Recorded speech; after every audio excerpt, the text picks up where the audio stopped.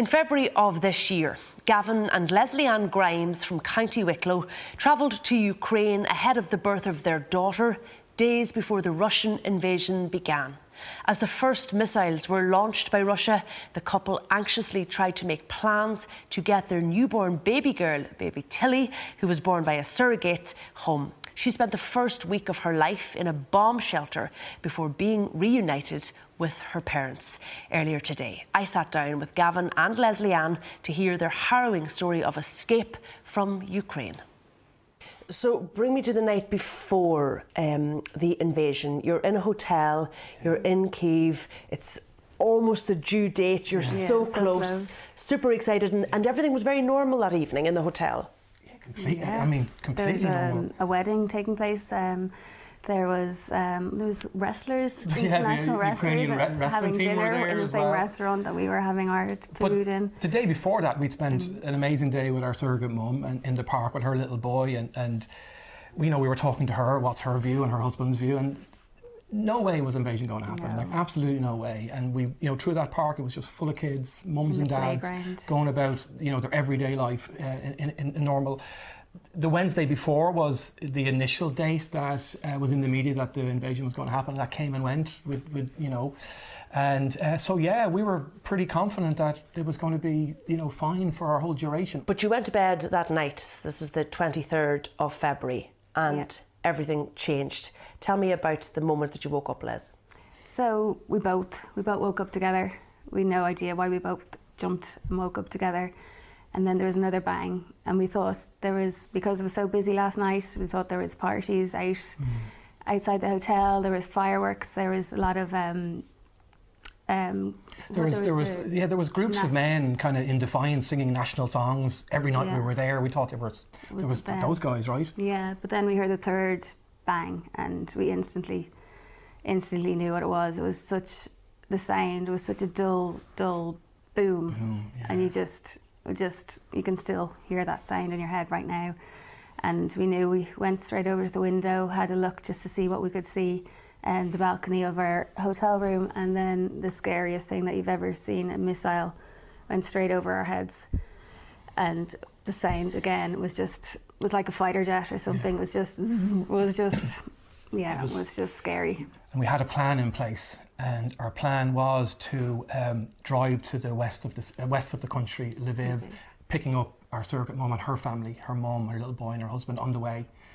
So we put that plan into place. When we got down to reception, the receptionists were giving out, sheets of paper with bomb shelters on, and there was hundreds of these bomb shelters, and people were running in panic. So then you're in the car, and our surrogate mum changed her mind.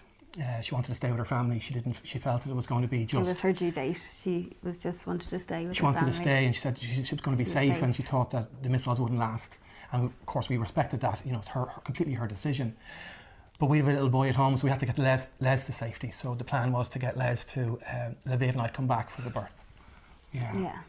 But in that moment, you're 24 hours potentially from your daughter being born. The daughter that you have waited for a long time, and you had to get in a car and you had to leave the city. What did that feel like for you? It was heartbreaking.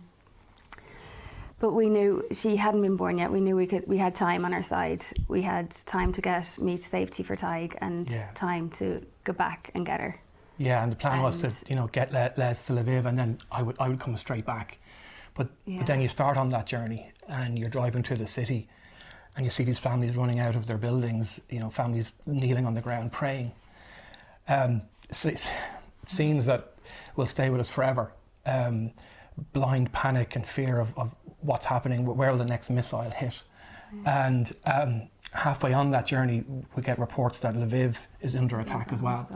So we pivoted to our... sidetrack again, we went to our next plan C, so we went to the Polish border where we had a friend that was going to meet us, and I was going to stay with him then for a night or two until we figured out what our next plans were. We get to the Polish border, and it's only when we get there we realise, the scale and the extent exactly of this refugee crisis.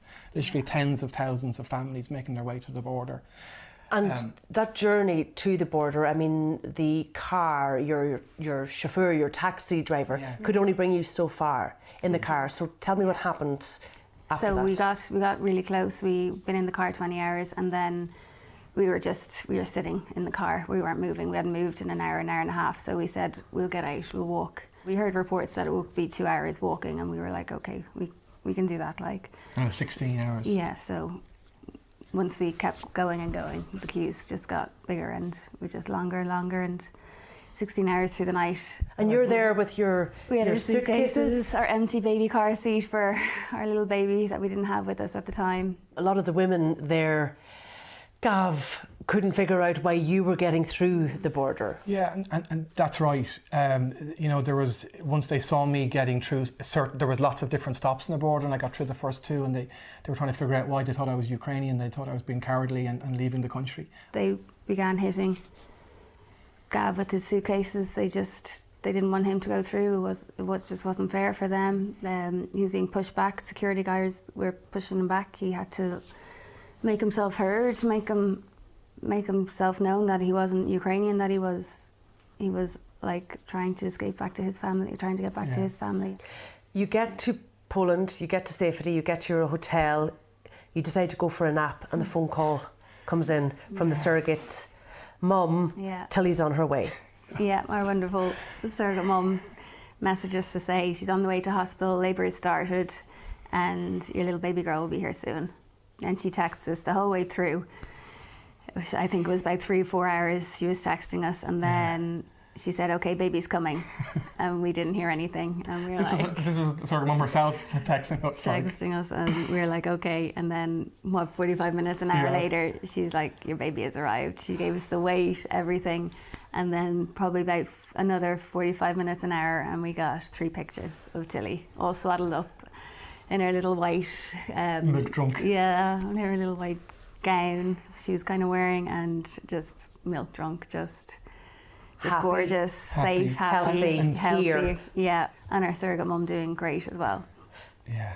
And I suppose at that time you thought maternity hospitals are safe. She will be okay. She will be okay. And then we were to learn that they weren't safe, that they were that being evening targeted. We were told that they had moved their ward in the maternity hospital down to the bomb shelter.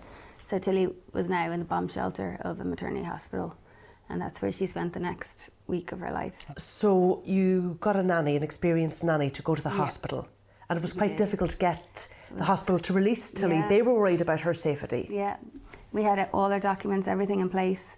Tilly was ready to leave with the hospital, which where she was staying, they just had the moral belief that they wouldn't let her leave. They wouldn't. So it was 4:45 that evening. They released her, and the curfew was. That's right.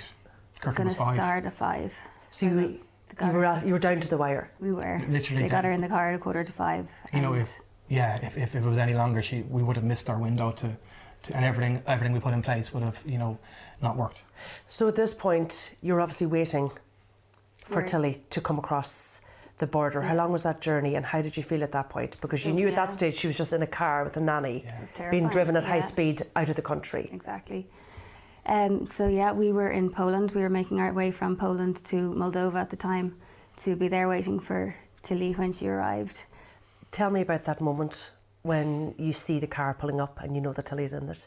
Oh, so we were on Moldova, so we had to go into the Ukrainian city closest to, so we had to go 1 kilometre back into Ukraine. And saw the car then, and obviously we had to do all our documents first and all the paperwork, and then these heroes brought our baby towards us and handed it straight to me. Of course. And I got her in my arms. It was just pure joy, just such relief. You could just feel the stress just leaving your body almost instantly. It was just the best feeling to have her safe in your arms, and But just the gratitude that we had for the people at the border. We would never thank them enough. It's never ever thank them enough. Risking their lives to bring our little baby to us. I just want to move forward, I suppose, to now, Lesley, because Tilly's here, she's safe, she's in Ireland, she's perfect. But because she was born by surrogacy, she's not recognised as your child. No. So we can get Tilly through warzone, we can get everyone to help us get her home safe to Dublin. But the minute we land in Dublin Airport, I am not recognised as her mum. I have no legal relationship to my own daughter. I'm a legal stranger.